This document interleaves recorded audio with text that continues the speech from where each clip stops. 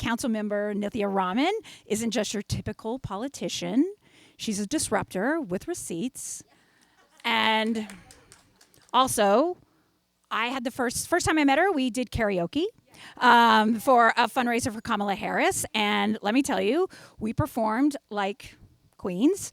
The hype was really, it was a great hype vibe, a lot of great energy, and the singing was enthusiastic. Nithya is a working mom turned organizer. She co-founded a neighborhood coalition to tackle homelessness and realized the system needed more than just volunteers.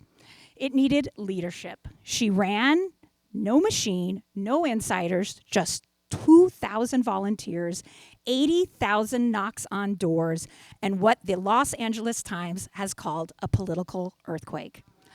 In that time, she has the strongest renter protections in this country, housing reform to actually build houses faster. Hey, what a concept.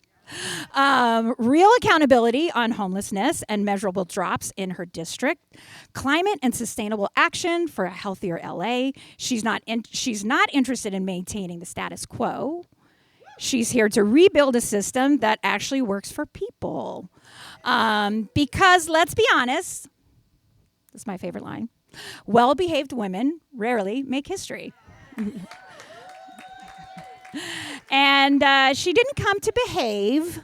She came to challenge broken systems, rewrite the rules, and deliver real results in Los Angeles. LA needs urgency, accountability, and leadership that delivers. And I'm honored to have Nithya Raman here today and to share her genius and exciting ideas and plans with all of you. So welcome, Nithya. Of course.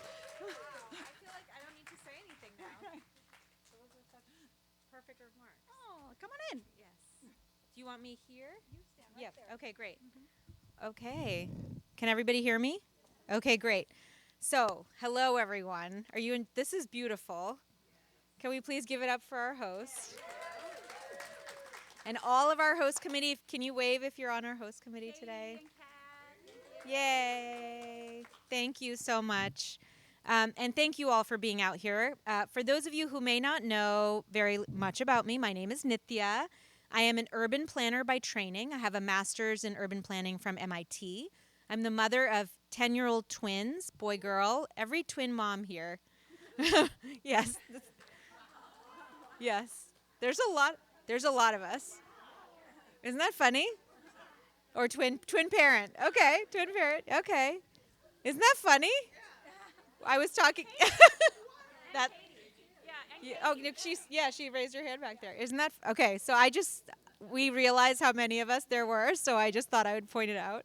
And I've been a member of the Los Angeles City Council for the last 5 years and a few months. But I did want to say that running for office was not something I had planned to do.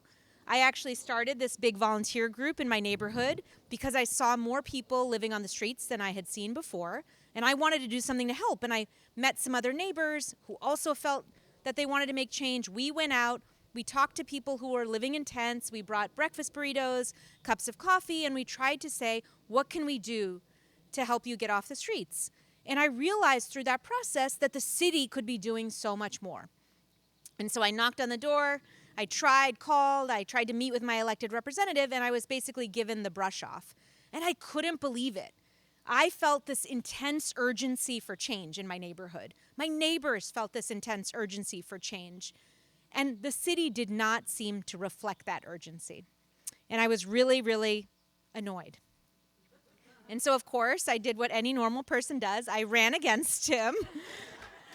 And in that race, I talked not just about what the city could do more on homelessness, but I also talked about housing costs, the extraordinary rising cost of housing here in Los Angeles that's driving families, working people out of the city.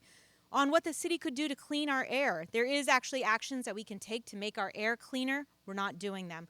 I talked about what the city could do to make our streets safer, what our city could do to make neighborhoods safer. I knew that the city could do more. And having studied the city, I knew the powers it had to push us in the right direction.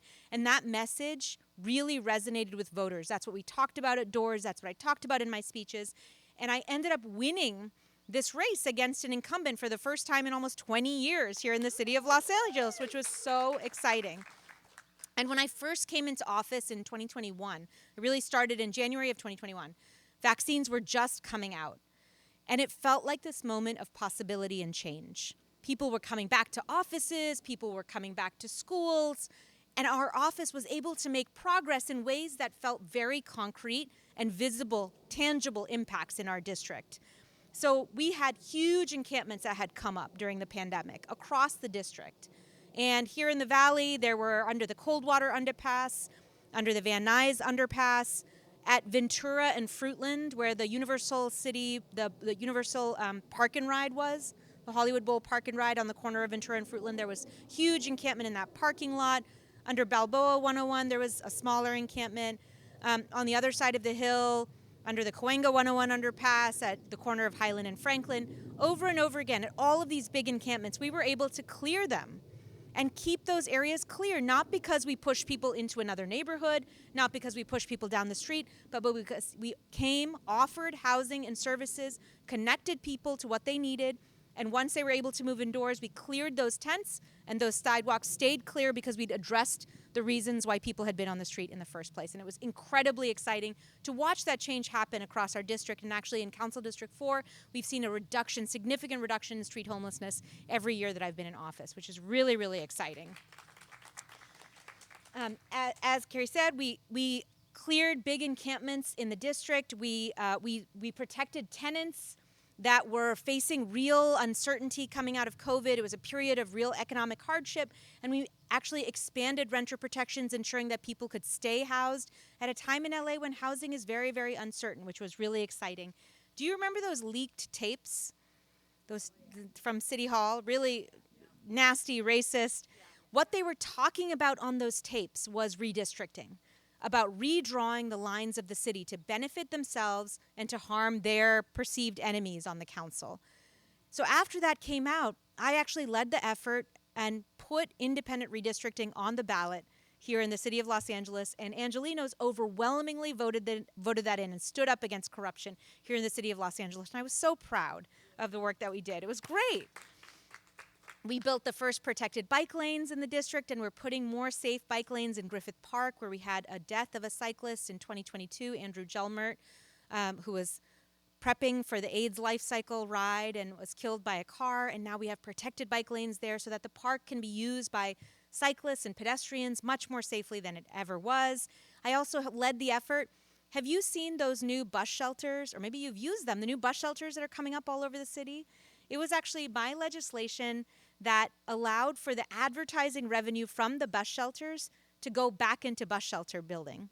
And so for the first time in the city of Los Angeles, a very hot city where most people who use public transit actually use the buses, despite our investment in these trains. And so for the first time here in the city of Los Angeles, we are actually building hundreds of bus shelters so that Angelenos don't have to wait in the hot sun when they're waiting for the bus.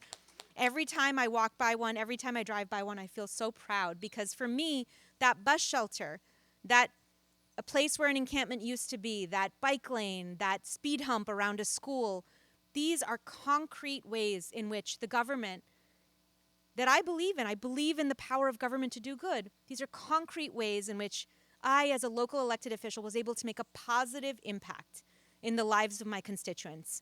And it made me feel so excited to work in City Hall. It made me so proud to be a local elected representative. But I will say that over the last couple of years, that progress that I felt like I was making in the city feels like it has stalled out. I hit my wall, and I feel like as a city, we are not moving forward in the same way that we were. I feel like we may even be moving backwards. And I don't think I'm the only one who feels that way about Los Angeles right now. It feels like a very, very hard time in this city. And I feel like there's a rudderlessness, a lack of leadership and urgency to solve some of the biggest issues that we're facing here in this city. And I can feel that rudderlessness in City Hall so clearly. To me, the fires are the most clear example of this, where we were unprepared and unresponsive. The fire department didn't deploy fire trucks to the Palisades before this weather event, even though everyone knew that there had been a fire there the week prior. And since the fires happened, the rebuilding has been inexcusably slow. And I've watched this play out in a way that has made me feel really disappointed and angry. We are losing film and television production in this city. And in that context, I felt frustrated that the mayor's office had taken almost 3 years to appoint a film liaison and finally ended up appointing one with no experience in the industry.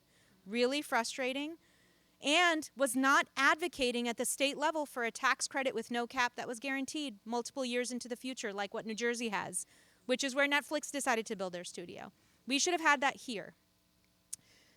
During a time when we're having a housing crisis, the city is actually fighting against state mandates to build more housing, and now we're spending, I'm not kidding, millions of dollars fighting already approved, already funded 100% affordable housing that's being built in the city. Millions of public dollars are being spent fighting new housing that could address these needs at a time when we're facing a housing crisis, and it has felt very, very frustrating for me to watch this play out.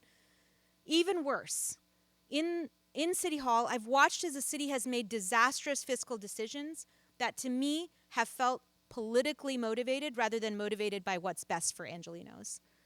So let me explain. So now I've been in the building. I still feel like I'm wearing a civilian hat in City Hall. And I've watched the decision making and the culture of City Hall up close for a little over 5 years now. And that culture is weird. It is weird. Because you are really only expected to deliver through your city policy making for a very small constituency of people. And these are people and groups that spend a lot of money in local elections. They are the ones that fund PACs that promote local candidates, and these are the people around whom our budgetary decisions, our planning, all of that is built around serving their needs. And I feel like right now in this city, the needs of Angelenos have diverged from the needs of those vested interests, those small group of people. So let me talk about one, because it's an important one. So there were some very real public safety concerns that came up in 2023 here in LA. You may remember there was a rise in burglaries, home burglaries, in the southern San Fernando Valley, in the west side, in the Hollywood Hills. We saw it across my district, a little bit in Los Feliz, but actually worse in the valley and on the west side. And in response to those real public safety threats, the mayor signed a new contract with LAPD, arguing that we needed to pay the police more in order to increase or retain the size of our police force. An argument which on the face makes sense, but the contract gave more money to the union than what they had asked for, and actually gave them so much money that everybody knew when that contract was being discussed that the city would be hundreds of millions of dollars in the hole as a result. Everyone knew that. We desperately need a real public safety response, but we knew that this particular public safety response was fiscally unsustainable. So why did it move forward?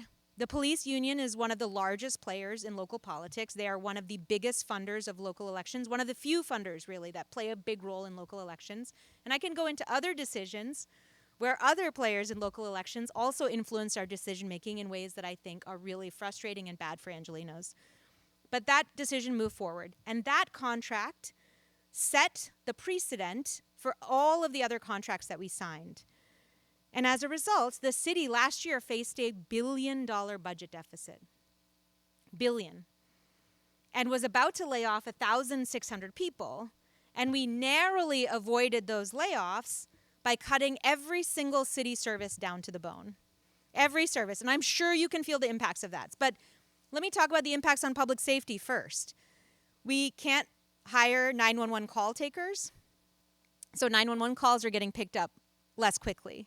We can't build out a system of unarmed crisis response across the entire city, which could actually take call load off of LAPD and could result in safer situations potentially, because not every time you call for help do you need an armed officer to come out. Sometimes you need someone who has other kinds of skills and training who can de-escalate but still address your immediate safety needs. But we can't fund that.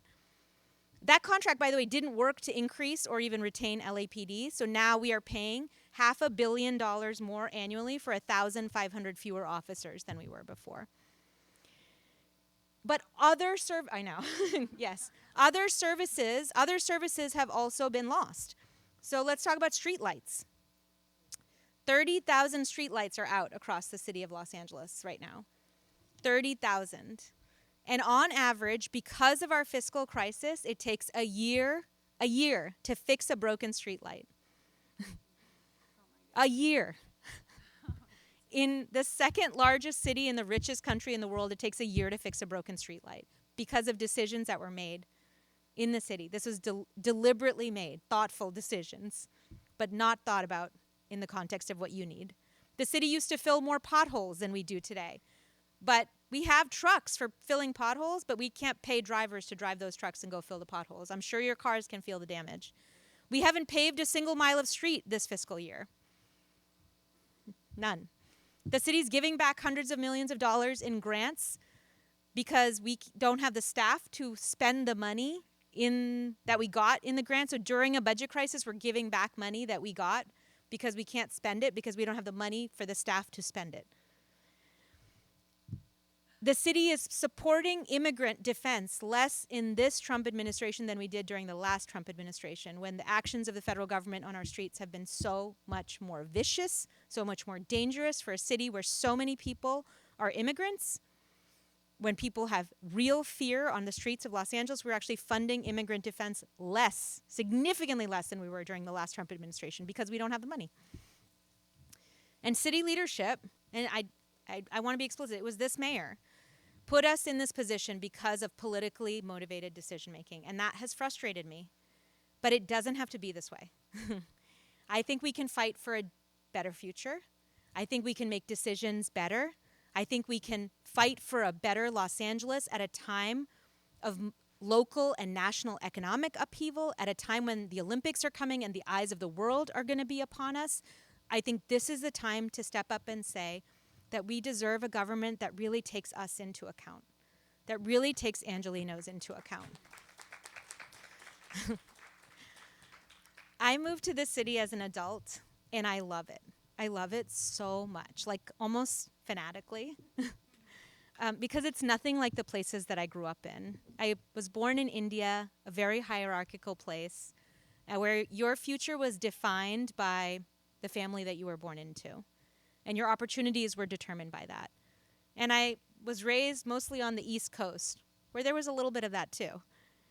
It's a lot more hierarchical there than it is here. This is a city where when you show up here, the city says you are allowed to dream big, and you are allowed to pursue that dream. It doesn't ask you who your family is. It doesn't ask you where you came from.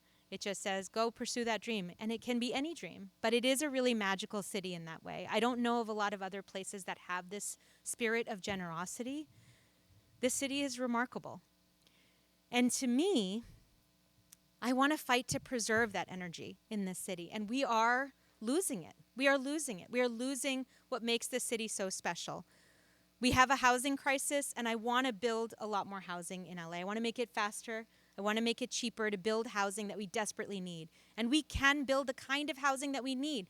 Workforce housing, housing for families, housing for middle-class people who want to build their lives here. That is totally possible to do that and to plan for that instead of pushing back against it. I want to address homelessness in a way that you can feel the differences in your neighborhoods. I want you to be able to feel that your tax dollars, that you've voted 3 times to tax yourselves to respond to this crisis with housing, with services, with compassion. I want to honor that spirit of Angelenos and build a system that really works, where every dollar is tracked, where performances are tracked, and where every dollar is working to get as many people indoors as possible, and that you can see the differences in your neighborhoods. I want to build a system of public safety where when you call for help, somebody picks up the phone and the right person comes. If it's an armed officer or if it's an unarmed person who is there to address your needs, that system is possible to build. We can build it. It's within our grasp. We just have to push for it. I want to maintain and expand our park system. I want to plant 100,000 trees before the Olympics. We can do it. We absolutely can do it. And I want to open up 100 community school parks. That's where you open the gates of an LAUSD school on weekends, put programming in there, and in the most park-poor big city in the country, We can have parks that every family and every child can walk to in their neighborhoods. It's totally possible for us to do that. That's an achievable vision for Los Angeles, and it's one that I really, really want to build.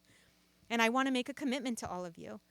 I started this work because I was frustrated with my government and the fact that my government didn't feel that urgency that I did for something better. And today I feel the same thing. I expect as a city in this city that the city should function, but I feel like too much we are saying, oh, that's the city of Los Angeles.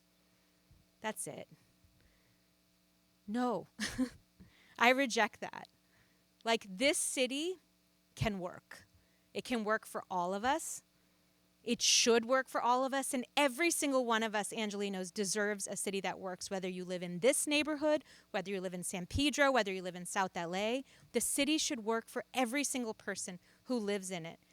And for me, if I do get elected to this role, and I think that if you all join me, that we can build this city together, I promise that I will work so hard to make this a city that works for every single one of you. Thank you.